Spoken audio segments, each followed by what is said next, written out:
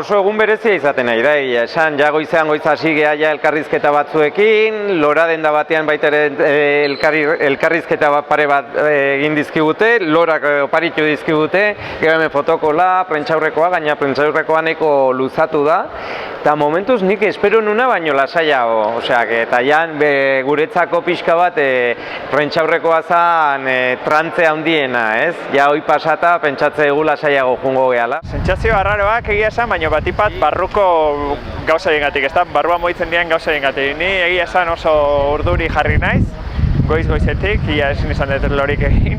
Eta orduan etorri naiz pixkat honea, ez dakit, arraro.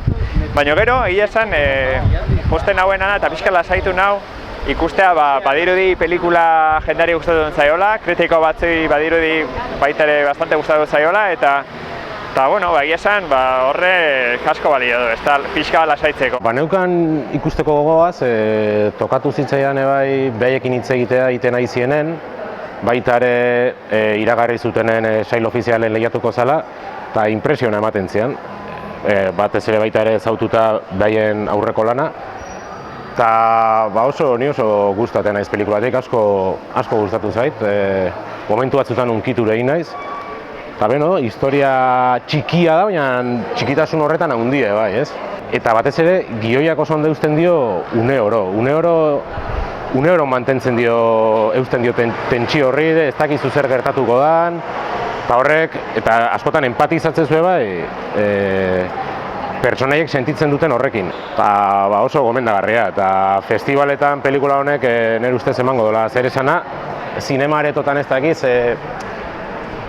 igual ez da molde horretarako pelikula, baina nahi asko gustatu zait, eta nik uste jende gehiena asko gustatu zaiola, eta horren lekuko da bai, eman zaion txalo zaparra da luze hori. Gainera konturatu gehan, nolabait baita ere zinemaldian zehar jundala pixka bat espektatiba bat sortzen, jendeak esate zigun jo badauzka gogoak zuen filma ikusteko, uste eta atzo Antzokizarreko pasea bete intzala, gaur goizean ebe jende asko zeon, orduan guztua espektatiba horiek sortzearekin, oain ea